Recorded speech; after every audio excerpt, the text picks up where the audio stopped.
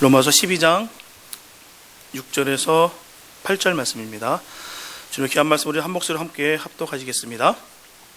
우리에게 주신 은혜대로 받은 은사가 각각 다르니 혹 예언이면 믿음의 분수대로, 혹 섬기는 일이면 섬기는 일로, 혹 가르치는 자면 가르치는 일로, 혹 권위 있는 자면 권위 있는 일로, 구제하는 자는 성실함으로, 다스리는 자는 부지런함으로, 긍휼을 베푸는 자는 즐거움으로 할 것이니라. 아멘.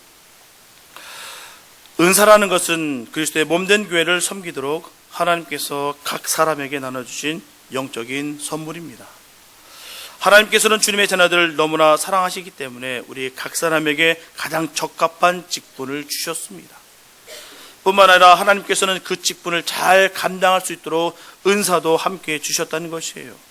이를테면 하나님께서 우리에게 일을 맡겼다면 하나님은 절대로 우리에게 아무것도 주시지 아니하시고 그냥 일을 시키시는 분이 아니십니다.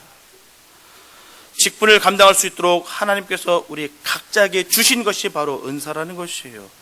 우리가 여기서 기억해야 되는 것은 하나님께서 우리에게 어떤 은사를 주셨든지 우리는 그 은사를 가장 소중히 여기시면서 받은 은사대로 맡은 바 최선을 다해 충성해야 될 줄로 믿습니다. 오늘 본문에서 사도 바울은 이 은사의 소중함을 전하고 있습니다.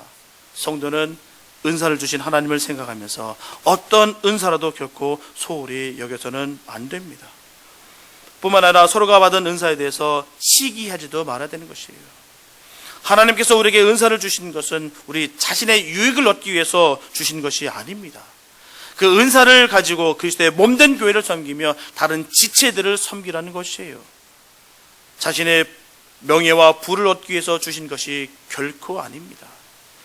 만약에 그 은사의 의미를 망각하여서 자신을 위한 도구로 사용하는 순간 그 은사는 은사로서의 가치가 사라진 것입니다.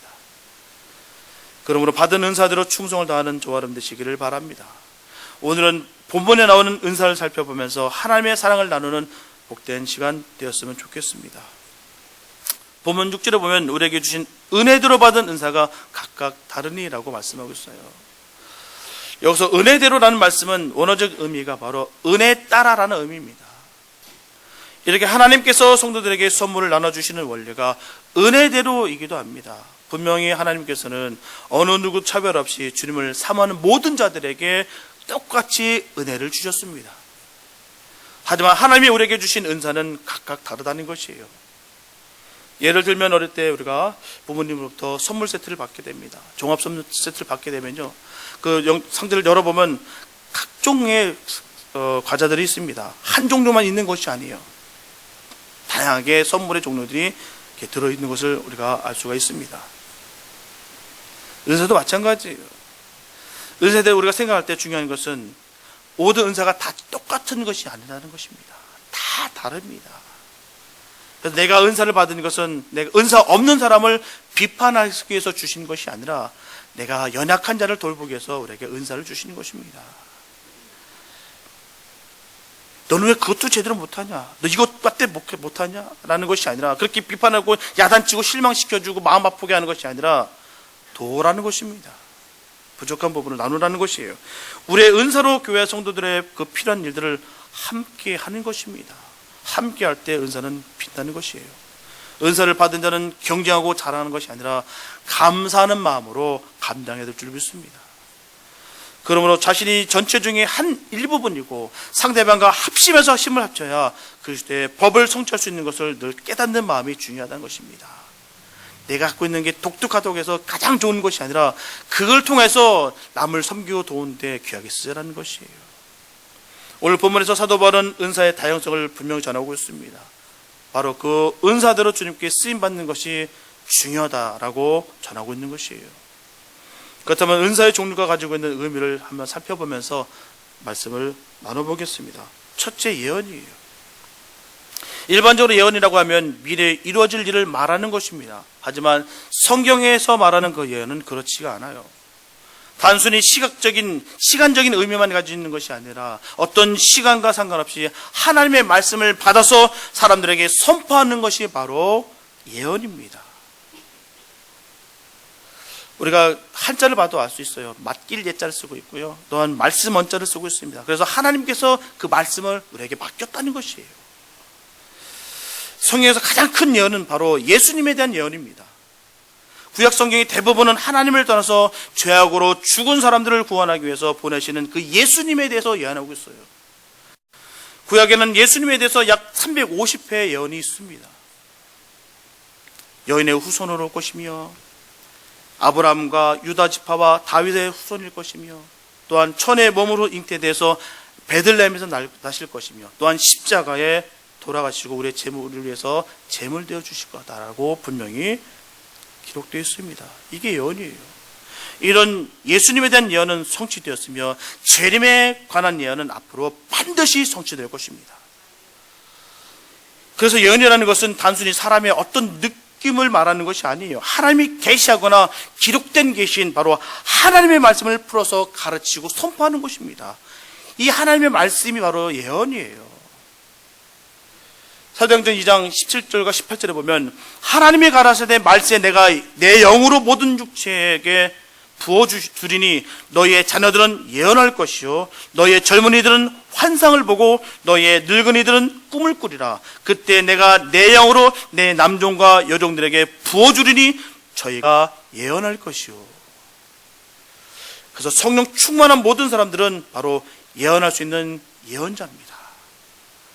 하나님의 말씀을 전하고 하나님의 나라를 선포하는 예언자들이에요. 저와 여러분들은 예언자입니다. 저도 예언자입니다. 제가 항상 말씀드렸죠. 저는 예언을 한다고요. 올 한해도 빨리 지나가고 있습니다. 벌써 바로 4월 말입니다. 다시 한번 제가 예언하겠습니다. 2019년 금방 지나갑니다. 그리고 어느 누구도 다 죽습니다. 제가 명확하게 예언할 수가 있습니다. 하나님의 말씀이 그 말씀이에요. 명확한 하나님의 말씀을 이루어지는 것이 바로 예언입니다. 하나님께서 오시기 있다면 오시는 거고요. 하나님께서 벌을 하시겠다, 하나님께서 복 주시겠다는 것은요, 그대로 이루어지게 되어 있습니다. 다른 곳에 있는 것이 아니에요. 하나님의 말씀을 잘 보시기 바랍니다. 복 받을 짓을 하는 사람이 복을 받게 되어 있고요, 저주 받을 짓을 하는 사람이 저주 받게 되어 있습니다. 그게 예언이에요. 그냥 단순히 이거 주식 사면 부자 되고, 이 땅 사면 부자 되고, 앞으로 뻥뻥 뚫릴 거야, 성공할 거야, 이런 길흉화복을 향하는 것이 아닙니다. 이건요, 무당도합니다. 이게 바로 무당이 하는 것이에요. 사도행전 11장 28절에 보면, 아가보는 성령의 계시를 받고 얼마 지나지 않으면 소아시아 지역 전체에 큰 흉년이 찾아올 것이라고 예언했어요. 이 예언은 글라우디오 황제 때 적중되었습니다. 물론 지금도 이런 예언들이 계속 이루어지고 있어요. 하지만 성령님은 언제든지 우리에게 알 수 있는 일을 먼저 아시고 계시고요, 그것을 미리 다 알려주십니다. 성령님의 귀를 기울이시기 바랍니다. 하나님께서 우리를 이끄신다는 것입니다. 내가 주님께 초점을 맞추고 말씀 가운데 거하면요, 주님께서 우리를 이끄신다는 것이에요. 예수님과 상관없는 일이 바로 점쟁이에 불과하다는 것입니다. 예수님과 상관이 있어야 돼요. 내가 예수님과 함께 할 때 그 모든 것이 아름답게 예언이 이루어지는 것입니다. 내가 그냥 단순하게 길흉화복에 거기에 귀 기울이는 것이 아니라 성령님이 하시는 말씀에 귀 기울이시기 바랍니다. 우리의 갈 길을 주님께서 예비하여 주시고요, 분명히 주님의 뜻 가운데 이루어 주십니다. 우리는 하나님의 말씀을 전하는 자예요. 그게 바로 예언자입니다. 하나님께서 말씀하시기를, 하나님께서 이렇게 하시기를 다 전하는 것입니다. 내가 분명히 전하는데, 우리가 반드시 전하는데, 주님께서는 오신다, 곧 오신다, 우리 때에 맞추는 것이다, 하나님 때에 곧 오신다. 그게 바로 예언입니다. 우리가 명확한 그 질을 붙잡고 가시기 바랍니다. 예수 외에 다른 건 아무것도 아니에요. 우리 자꾸 예수 빼고 다른 걸 자꾸 뭔가 큰 걸 비추다 보니까 자꾸 거기에 쏠린다는 것입니다. 아무리 많은 것을 다 얻었다 할지라도요, 그 안에 예수가 없으면 아무것도 아니에요. 다 사라질 것입니다. 기쁨도요, 하루아침이면 끝납니다. 좋은 차를 한번 사보십시오. 그 차 한 일주일만 끌고 다니면요, 별 재미도 없어요. 처음엔 그 기쁨도 너무 좋은데 그 기쁨도요, 일주일이면 다 끝납니다. 그러나 주님으로부터 받은 그 기쁨은요, 이게 끊어지지가 않습니다. 그 기쁨을 소유하시기 바랍니다. 예언을 붙잡고 가시기 바랍니다. 하나님의 말씀을 붙잡고 가는 것이 예언입니다. 반드시 이루어질 것을 믿고 가시기 바랍니다. 데살로니가전서 5장 20절에 보면 예언을 멸시치 말라라고 분명히 되어 있어요. 이처럼 하나님의 사람들이 전하고 가르치는 그 예언을 무시하지 말고 마음속 깊이 간직하시기 바랍니다. 간직할 뿐만 아니라 지켜야 될 줄로 믿습니다. 하나님의 말씀을 지키는 것이에요. 듣고 좋으니까 넘기는 것이 아닙니다. 그 말씀을 지키는 것입니다. 계시록 22장 7절에서도 보면 보라 내가 속히 오리니 이 책의 예언의 말씀을 지키는 자가 복이 있으리라. 분명히 이 말씀을 지키는 자가 복이 있습니다. 주님께서 원하는 그 삶을 사시기 바랍니다. 주님께서 기뻐하는 그 삶을 사시기 바랍니다. 이렇게 예언을 지키는 자가 복이 있다라고 분명히 말씀하고 있습니다. 그러므로 진정한 예언을 받고 전하는 복된 우리 모두가 되시기 바랍니다. 둘째, 섬기는 일이에요. 헬라 원어로 디아코니아라고 되어 있는데요, 영어로 디콘이라고 되어 있습니다. 바로 집사라는 단어가 여기에서 파생된 말씀이에요. 이 단어의 의미는 또 봉사라는 뜻을 또 가지고 있습니다.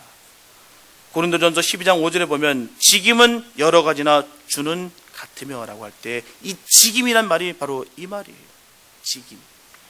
이렇게 처음부터 집사는 구제와 교회 살림을 관장했습니다. 예루살렘 교회에서 사도들의 일이 많아지자 집사를 세워서 구제와 재정 업무를 하도록 했습니다. 교회의 살림을 사는 일을 했던 것이에요. 이 전통을 따라서 지금도 집사는 이런 일들을 감당하고 있습니다. 교회의 살림을 돌아보고 구제하고 여러 가지 필요한 일들을 합니다. 여기서 말하는 섬기는 일은 바로 이런 것을 지칭하고 있다 할 수가 있습니다. 이런 일에 즐거움으로 봉사할 수 있는 마음을 받은 사람은 이런 일에 봉사하도록 말하고 있습니다. 비록 공식적으로 직분을 가리지 않았다 할지라도 섬김의 은사가 있는 분은 섬김으로 교회를 돌아봐야 될 줄 믿습니다. 그러면 저와 여러분들은 자기가 섬길 수 있을 때 항상 섬기시길 바랍니다. 정말 내가 있을 때 섬기는 것이죠. 내가 기력 떨어지고 내가 병약해지면 일하고 싶어도 할 수가 없어요. 내가 힘이 있을 때 주님을 온전히 섬기시기 바랍니다. 또한 섬김의 표준은 우리가 기억해야 될 것은 바로 예수님이세요. 하나님의 아들 예수님이 오셔서 사람을 섬겼던 것처럼 성도의 섬김의 표준을 우리가 예수님으로 초점을 맞춰야 될 줄 믿습니다. 예수님은 자신의 생명을 주시기까지 자기 백성을 섬겼습니다. 사랑했어요. 그러므로 섬기는 자는 예수님의 섬김을 닮아서 온전히 섬겨야 될 줄로 믿습니다. 성도의 섬김은 예수님을 따르는 모습이에요. 그게 바로 신앙의 모습입니다. 입으로만 하는 것은 결코 신앙의 모습이 아닙니다. 아는 것에 그치는 것은 결코 신앙의 모습이 참된 신앙의 모습이 아니에요. 내 몸을 움직여서 내 몸을 희생해서 움직일 때 신앙의 모습이 드러나는 것입니다. 여기서 우리는 한 가지 알아야 될 것은요, 섬기는 일이 결코 다스리는 일보다 낮은 계급이 아니라는 것이에요. 예를 들면 집사가 다른 직분보다 낮은 직분이 아닙니다. 모두가 주님을 따르는 표적인 은사이기 때문에 하는 일이 성격상 다를 뿐이지 계급적으로 낮거나 높은 것이 아니라는 것입니다. 교회의 모든 직분은 바로 섬기기 위한 직분입니다. 다스리거나 지배하는 직분은 교회에 하나도 없습니다. 명예를 위한 직분도 없습니다. 오직 섬기는 직분이에요. 하나님을 섬기고 교회를 섬기고 믿음의 형제들을 섬기는 일을 위해서 각각의 직분을 주셨습니다. 그렇기 때문에 저와 여러분들은 섬기는 은사를 받은 사람들입니다. 셋째, 가르치는 일이에요. 여기서 누군가를 가르친다는 것은요, 모르기 때문에 가르치는 거예요. 모르기 때문에. 그 다음에 아는 사람이 모르는 사람을 가르쳐주는 것입니다. 그렇기 때문에 여기서 필요한 것은 바로 인내예요. 인내가 필요합니다. 기억해야 되는 것은 가르치는 자는 신경질적으로 하면 안 돼요. 그렇다면 가르치는 자가 신경질로 한다는 것은 무슨 뜻이겠습니까? 보통 아는 사람이 모르는 사람을 가르치게 돼 있어요. 그렇죠. 모르는 사람이 아는 사람한테 가르치는 법은 없습니다. 그런데 가르치는 사람은 모르는 사람이 깨닫는 시간까지 보통 못 기다리다가 그냥 신경질 부리고 터집니다. 그게 우리들의 모습이에요. 제가 예전에 신혼이었습니다. 신혼이었을 때 저희 아내 제가 운전을 연수를 시켜줬는데요. 저는 예외인 줄 알았습니다. 저는 예외라고 생각하고 정말 잘 가르칠 줄 알았습니다. 예외는 없더라고요. 정말 발끝에서부터 머리끝까지 화가 확 올라오는 걸 제 자신을 보고 제가 놀랐습니다. 가르쳐 주는 대로 가면 되는데 가르쳐 주는 대로 안 가더라고요. 운전하는데 이렇게 가라고 했더니 이렇게 가는 게 아니라 반대로 가요. 그런데 차 있는 데는 막 가요. 몇 번 사고 날 위기를 딱 넘겼습니다. 정말 너무너무 화가 나고요. 너무너무 무서워가지고요. 차를 세우려는데 차를 못 세워요. 그래서 첫날 어디 갔냐면 고속도로를 빠졌어요. 그래서 얼마나 무섭던지요.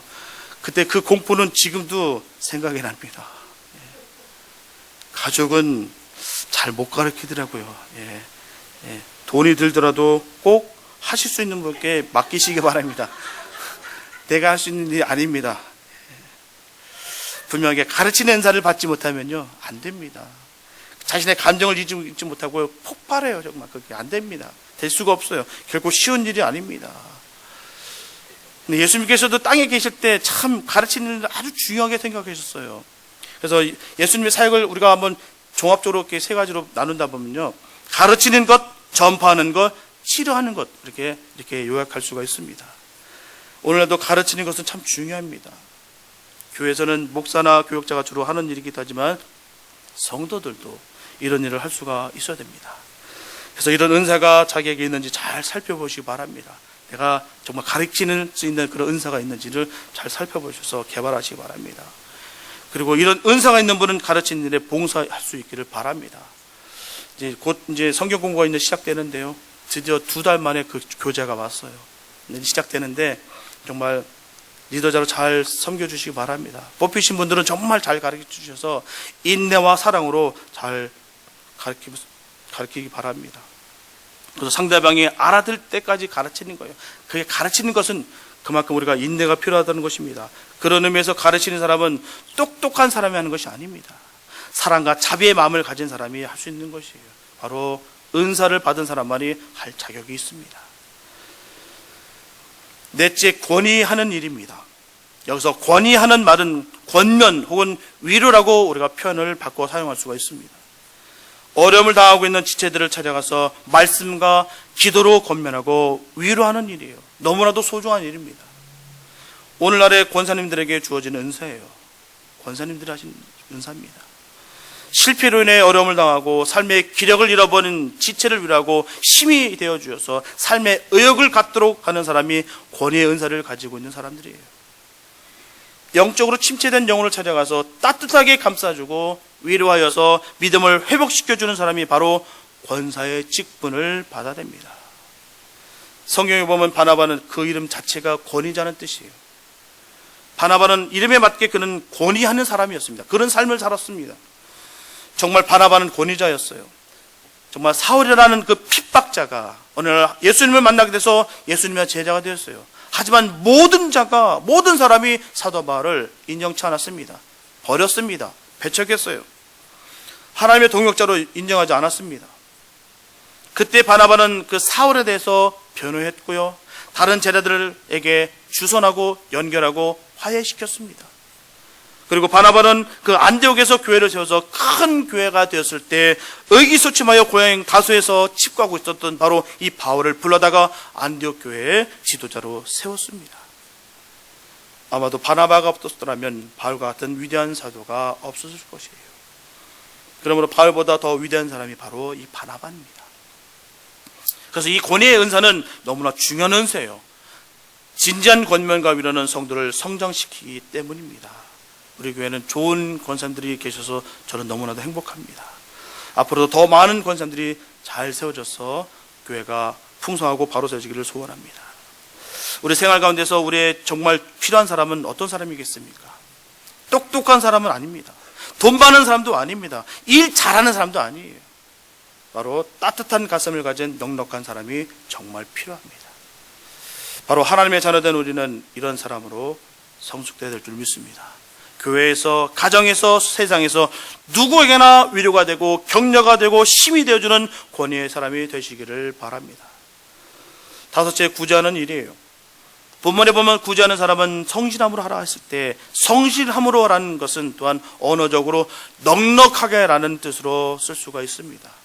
다시 말씀드리면 기대 이상으로 언제나 덤을 주는 것입니다. 시간이든 돈이든 재주든 사람들의 기대 이상으로 넉넉하게 얹어주면서 섬기라는 것이에요. 초대교회 성도들은 자기의 재산과 소유를 팔아서 가난한 사람들을 구제했습니다. 고린도후서 8장을 보면 마게도냐 교회 성도들이 그 극심한 가난 속에 있다 할지라도 풍성한 연보를 했습니다. 가난한 사람들을 구제하기 위해서였습니다. 그 당시에는 기근도 많았고 핍박도 많았어요. 따라서 구제의 은사가 절실하게 요청됐던 것입니다. 하지만 우리가 기억해야 되는 것은 구제는 잘못하게 되면 개인적인 이해관계가 개입되기 쉽습니다. 마음에 드는 사람에게는 도움을 주고 마음에 안 드는 사람에게는 도움을 안 줄 수가 있어요. 하지만 구제라는 것은 상대방이 구제를 받을 만한 가치가 있느냐 없느냐로 결정되는 것이 아닙니다. 힘들고 어려움을 갖고 있는 사람을 도움을 줘야 되는 것이에요. 바로 이게 구제입니다. 분명 우리가 기억해야 될 것은 교회는 투자를 해서 이윤을 남기는 공동체가 아니에요. 장사하는 곳이 아닙니다. 나누고 섬기고 퍼주는 것이에요. 자꾸 투자를 생각하기 때문에 문제가 생깁니다. 분명히 밝히는 것은요, 어느 사역 하나 중요하지 않은 것이 없습니다. 어느 사역 다, 모든 사역은, 주님의 사역은 다 소중하고 귀합니다. 만약에 한쪽으로 쏠리게 되면 문제가 생기게 돼 있어요. 그쪽만 잘하면 나머지는 안 해도 된다고 생각할 때가 가장 무서운 생각입니다. 다 중요해요. 모든 주님의 사역은 다 중요합니다. 저는 요새 밥 먹을 때, 주일날 밥 먹을 때 버릇이 생겼어요. 밥 먹을 때 항상 주변을 살핍니다.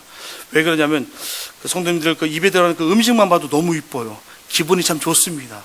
잘 들어가는 입만 봐도 너무 기뻐요. 예. 참, 그런 사랑이 우리가 너무 쳤으면 좋겠습니다. 서로 바라보면서 그 입술에 들어가는 그 음식조차도 정말 기분이 참 좋았으면 좋겠어요. 교회는 그래야 되는 것이에요. 아까워서가 아니라 기쁨으로 나눌 수 있는 그런 것. 제가 예전에 참 어떤 분한테 듣는데 마음이 너무 아팠어요. 연세도 계셨고 직분도 높으신데 그러더라고요. 교육부를 얘기하면서 그러더라고요. 아우, 저 돈도 안 되는, 너무 충격받았어요. 교회에 돈 되는 게 어디 있습니까? 영혼을 살리고 구하는데 돈 되는 게 어디 있습니까? 퍼주고 남 섬기고 나눠주는 곳이 바로 교회인데 돈도 안 되는 곳이래요. 얼마나 마음이 아프던지요. 우리들은 모두 마음이 바뀌었으면 참, 우리 교회는 안 그래서 너무 감사해요. 정말 주고 싶어서 주지 못해서 가슴 아파하는 그런 우리가 됐으면 좀 좋겠습니다. 쓸데없이 빠져나가는 것을 막는 것이 정말 진정한 허리띠를 졸라매는 것이에요. 정말 교회를 살펴보시면서 이게 우리 집이다 생각하시기 바랍니다. 어떨 때는요, 물이 콸콸콸 떨어지는데도요, 아무도 안 잠궈요. 예. 우리 집 같았으면 어떻게 했을까요? 예. 예. 불을 다 켜놨는데 아무도 없어요.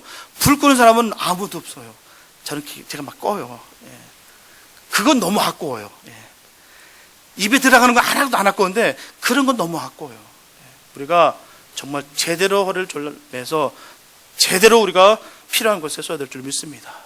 그래서 우리가 교회가 풍성하게 나눠주고 풍성하게 쓸 수 있는 그런 교회 되길 원합니다.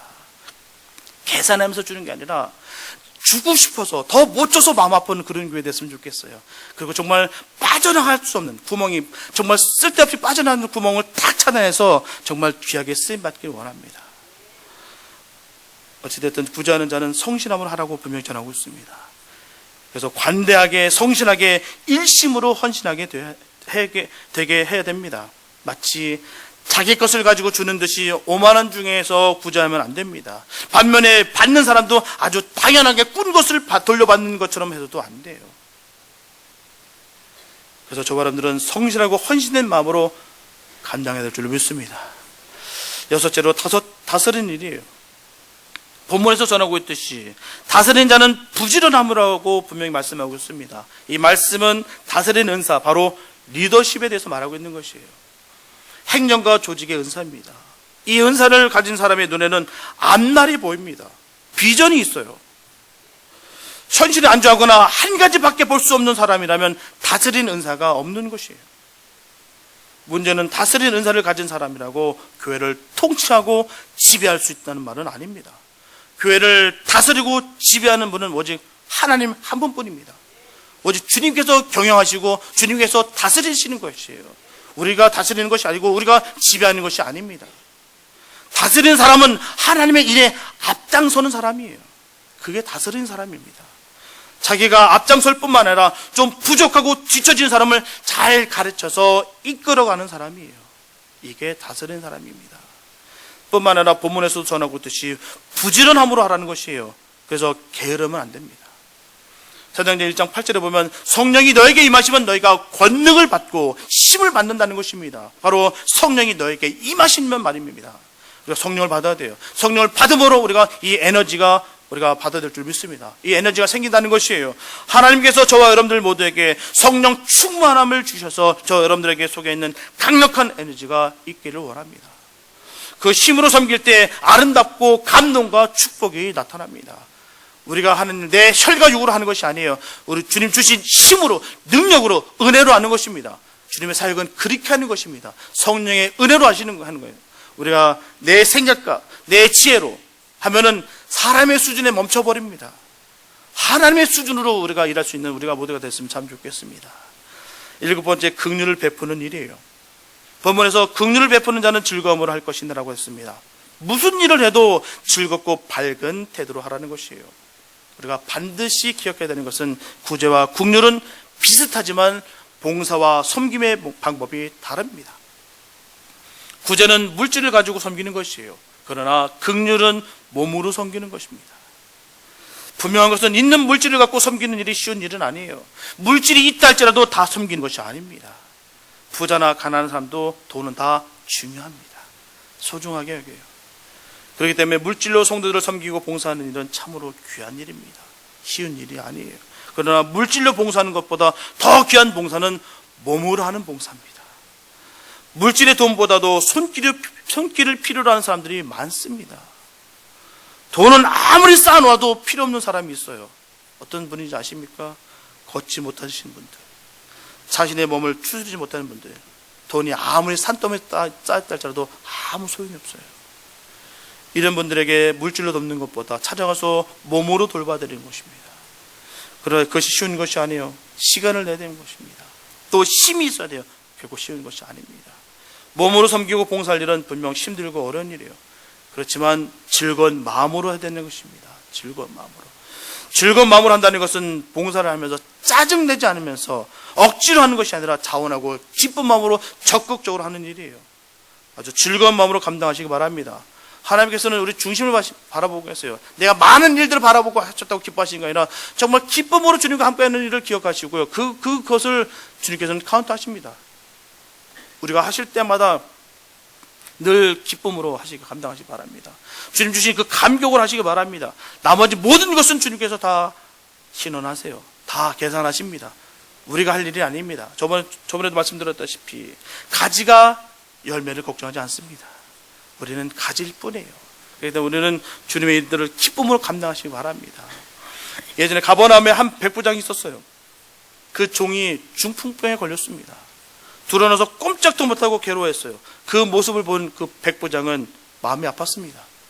그때 때마침 예수님께서 가버나움을 찾아오셨다는 그 소식을 듣고요. 그는 자기 하인의 병을 고치기 위해서 예수님께 찾아갑니다. 긍휼의 은사가 없이는 이루어질 수가 없는 일입니다. 할 수 있는 일이 아니에요. 예수님은 그 백부장의 믿음을 보시고 그 사랑을 보시고 그의 하인의 병을 고쳤습니다. 우리가 말씀을 하도 들었기 때문에 이게 아무렇지도 않은 것 같지만 굉장한 헌신이에요. 이 당시 때 종은요 사람이 아닙니다. 그냥 인격이 없는 그 자체예요. 가구나 마찬가지입니다. 동물보다도 더 못한 존재가 바로 이 당시 때 종입니다. 그래서 종 앞에 별짓을 다 할 수 있는 거예요. 왜냐고요? 인격이 없기 때문에. 그런 인격 없는 그런 종을 위해서 백부장이라는 그런 지도자가 움직였다는 것이에요. 우리가 몸을 움직여야 됩니다. 그 사랑을 내가 전할 때는요 그냥 말로만 해서 전해지는 것이 아니라 그 사람이 희생을 했다는 것을 느낄 때 정말 사랑했구나, 헌신했구나를 알 수가 있습니다. 예수님은 죄인된 우리를 긍휼히 여기셨어요. 그래서 예수님은 죄악 가운데 있는 우리를 구속하기 위해서 그 높고 높은 그 별을 넘어서 낮고 낮은 이 땅으로 직접 찾아와 주셨습니다. 예수님은 억지로 하시는 것이 아니에요. 즐거운 마음으로 감당하셨습니다. 마찬가지로 긍휼을 베푸는 우리들도 언제나 즐거운 마음으로 해야 될 줄 믿습니다. 책임감 때문에 마지못해서 하는 것이 아니라 감사와 기쁨으로 감당해야 될 줄 믿습니다. 오늘 본문에서 사도 바울은 7가지의 은사를 열거합니다. 그래서 하나님께서 우리에게 어떤 은사를 주셨든 간에 받은 바 은사대로 각자가 맡은 소임에 충성을 다하면 된다는 것입니다. 결코 다른 사람의 은사를 흉내낼 필요도 없어요. 하나님께서 주시지 않은데도 불구하고 흉내 내면 그때부터 문제가 생깁니다. 내게 주신 은사대로 사역하시기 바랍니다. 좋아 보이니까, 저게 더 튀어 보이니까 하는 것이 아니에요. 내게 주신 은사대로 하는 것입니다.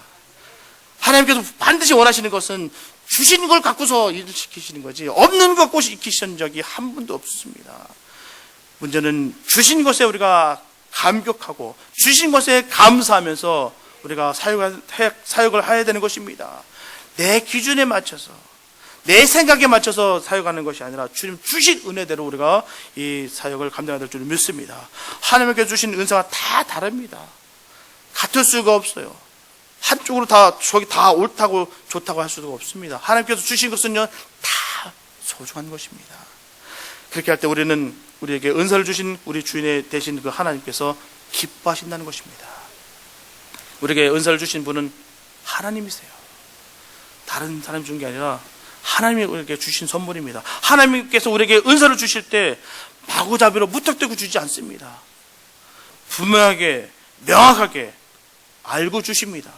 그래서 오늘 본문에서 전하고 있듯이 우리에게 주신 은혜대로 받은 은사라고 분명히 말씀하고 있습니다. 은혜로 주시는 것이에요. 하나님은 우리를 사랑하십니다. 하나님은 우리를 너무나도 잘 알고 계십니다. 하나님은 우리 모두에게 가장 적합한 직분을 주신 것입니다. 그리고 그 직분을 잘 수행할 수 있도록 가장 적절한 은사를 우리에게 주셨습니다. 그래서 어떤 은사라도 우리는 결코 소리 생각할 수 없습니다. 다 소중하기 때문에요. 왜? 주님께서 주신 거기 때문에. 알 수 없습니다. 우리에게 뭘 주실지 우리가 뭐가 알겠습니까? 우리는 충성함으로 말미암아 얻어지는 것이에요. 은사는요, 주님이 주시는 것입니다. 제가 고백드리자면 저는 지독한 음치였습니다. 지독한 음치였는데 제가 오페라 가수를 했어요. 하나님께서 주신 것이었거든요. 어렸을 때 있었던 분들이 제가 음악을 전공했다면 다 놀랍니다. 예전에 우리 모교 목사님한테 제가 얘기를 말씀드리니까 너무너무 놀라시더라고요. 천하의 음치가 음악을 한다는 게 너무 놀랐고요. 이게 기가 막힌 일이거든요. 대중 앞에서 노래를 한다는 것 자체가 기가 막힌 일입니다. 여러분들 희망을 잃지 마시기 바랍니다. 누구나 다 노래를 잘할 수 있습니다. 주님께서 주시면 다 될 수 있습니다. 주님께서 주시는 것을 갖고 하는 것이에요.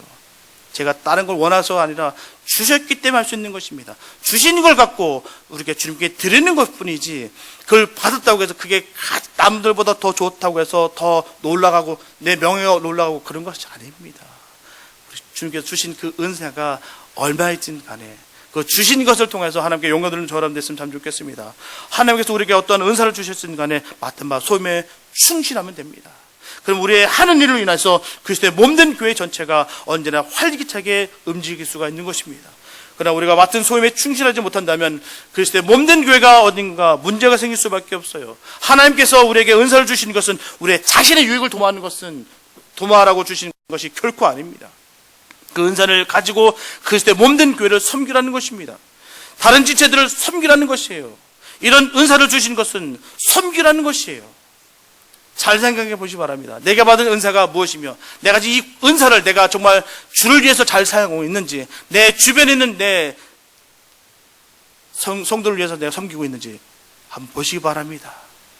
내가 정말 잘 섬기고 있는지 늘 점검하시면서 주님께서 주시는 그 은사를 내가 가꾸고 있는지 보시기 바랍니다. 그래서 은사는 섬기라고 있는 것이에요. 바로 예언은 말씀으로 섬기는 것이에요. 가르치는 일도, 권위하는 일도, 구제하는 일도, 다스리는 일도, 긍휼을 베푸는 일도 궁극적으로 모두 다른 지체들을 섬기기 위한 것입니다. 우리 교회 성도님들은 많은 은사를 개발하셔서 하나님께 영광 돌리고 주님의 몸된 교회를 위해 헌신하기 바랍니다. 하나님은 분명히 저와 여러분들을 부르신 목적이 있습니다. 하나님께서 쓰시고자 하시는 그 목적이 분명히 있습니다. 그 일을 위해 하나님은 저와 여러분들에게 재능을 주셨고요, 은사를 주셨으며 직분을 주셨습니다. 이 은사를 알지 못하고 하나님이 원하시는 봉사도 모른다면 하나님의 자녀로서 가치 있는 삶을 살지 못하는 것입니다. 우리는 하나님의 자녀답게 거듭난 하나님의 백성다움이 분명히 있어야 될 줄 믿습니다. 그것은 나에게만 허락해 주신 은사라는 것을 깨닫고 섬기고 봉사하는 그런 저와 여러분 되시길 바랍니다. 물론 자신을 희생하는 일, 섬기는 일은 결국 쉽지 않습니다. 그러나 하나님의 분명한 칭찬이 있을 것이며 하나님의 상급이 있을 것입니다. 영혼은 하나님의 나라에서 해와 같이 빛나게 될 것입니다. 사랑하는 성도 여러분, 오늘 우리는 은사에 대해서 나눴어요. 언젠가 우리는 우리에게 은사를 주신 그 하나님을 만나게 됩니다. 그 앞에 꼭 만나게 돼요. 어느 누구도 예외가 없습니다. 내가 많은 일을 했기 때문에 그냥 통과, 무사 통과 아닙니다. 반드시 만나게 되어 있어요. 반드시 우리에게 물을 것입니다. 그럴 때 한 달란트 받았던 사람처럼 은사를 소홀히 여기지 마시기 바랍니다. 반드시 그런 자들에게는 악하고 게으른족이라는 그런 책망을 받게 되어 있습니다. 그 말이 굉장히 무서워요. 나중에 너 뭐하다 왔니? 너 정말 뭐하다 왔니? 너 정말 주님의 일한다고 했던 너가 뭐하다 왔니? 라는 얘기 들을까봐 저는 항상 마음이 무겁습니다. 내가 정말 잘하고 있나요, 주님? 나는 정말 주님을 사랑하는데 정말 이 사랑해 하는 모습이 맞나요? 매일 물어보시기 바랍니다. 왜냐고요? 우리 주님은 반드시 만납니다. 너 뭐하다 왔니? 하나님께서 우리에게 어떤 은사를 주셨든지 받은 바 은사대로 받은 그 소임에 충성하시기 바랍니다. 그래서 하나님을 만나는 그날에 착하고 충성된 종이란 그 칭찬받는 우리 모두가 되시기를 예수님의 이름으로 축원합니다. 기도합니다. 하나님 아버지, 은혜를 감사합니다. 하나님께서 우리를 그 자녀 삼으시고 우리가 함께 일하시기를 기뻐하십니다. 우리로 지혜롭게 하시옵소서.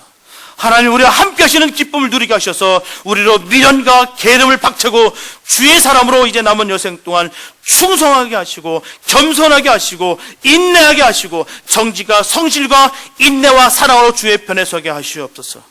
주님 주신 은사가 우리의 야망과 욕망의 도구가 되지 말게 하시고 오직 주를 위해, 그리고 믿음의 지체들을 위해서 사용되기를 소원합니다.